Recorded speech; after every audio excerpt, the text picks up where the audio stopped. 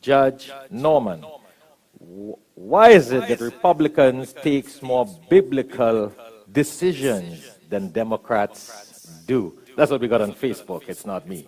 So you could answer that, take a minute or so, and then give your comments. I know we have Brother Imtiaz, we have everybody else to give your...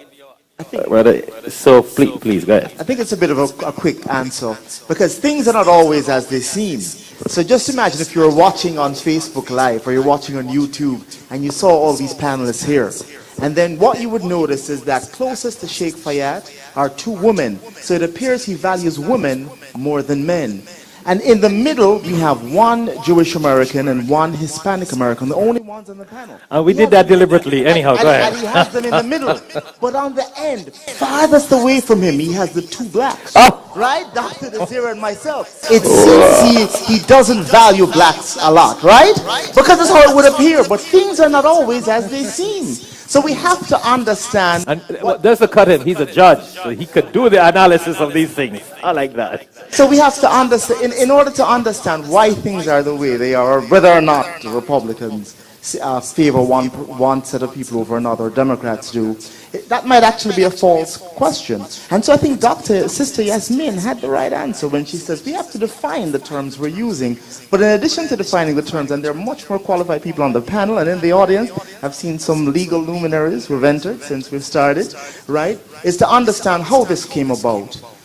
So just imagine that you were back at the founding of our country and the Constitution was put together, and at that time you would have the Constitution is getting ready to be ratified, and when it's getting ready to be ratified, this guy Jefferson, who most of the people at the time who are Congregationalists who have put together this Constitution are thinking, this guy Jefferson, we're not even certain if he really is a Christian or even believes, and he believes in God, but we're not certain if he's a Christian. So so Jefferson says, listen, I think in order for us to be fair to everyone, right?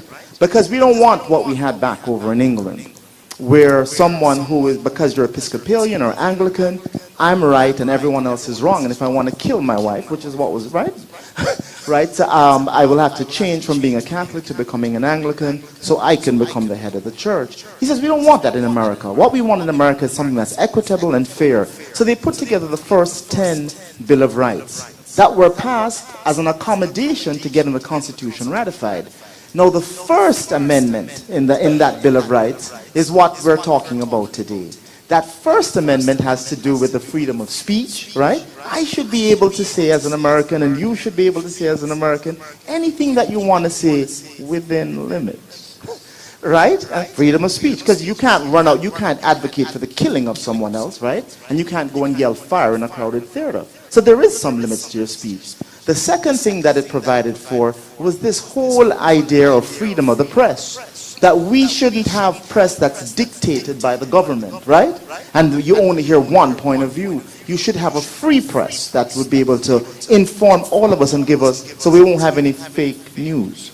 But and then the third thing that the reason for this First Amendment, which is what we're discussing today, has to do with this idea of freedom of religion.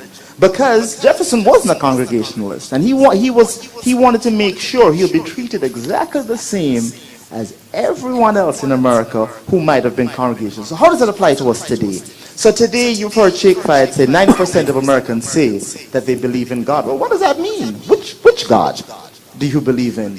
And stats can be manipulated. However, 71% of Americans identify themselves as Christians. 6% of Americans identify themselves as Muslim, Jews, and Hindus, and other. 23% of Americans say they don't identify with any faith whatsoever. Doesn't mean that they don't believe in God, so Shaikh Fayat is not wrong in his stats, right? Just they don't believe in any God. So how do you govern? Just imagine if you were appearing before a judge, not me, but you appear before a judge after having stolen the zakat collection, right? And then you come before the judge, your attorney gets up beside you, and it's time for sentencing. And right at sentencing, I, the judge, say to you, oh, hold on for just a minute, brother. And I pull out my prayer rug, and I just have to make salat. And I bend, and I pray, and then I turn back and say, good, now it's time to sentence you. What are you accused of again? How would you feel? Right? It's the appearance of that. But that's what these founding fathers were trying to deal with. Listen, they weren't perfect. Because as you heard Jay Short say, it was still okay to own slaves at the time they were passing these first 10 amendments. And it was still okay for women not to have a right to vote. It was still okay for most people living in America not to be able to vote unless they own land. So they weren't perfect, but they understood that it was important to have some protection, some safeguard. But the truth is, everyone's politics is informed by their religion or lack of religion, because there are some people who are atheists or agnostics, right? So that's the reason that we have this thing, this First Amendment. So it protects all of us, whether we're Muslim, whether we're Christian, whether we're Hindu, whether we're Baha'i, or whether we don't believe in anything at all. And that's all I wanted to say.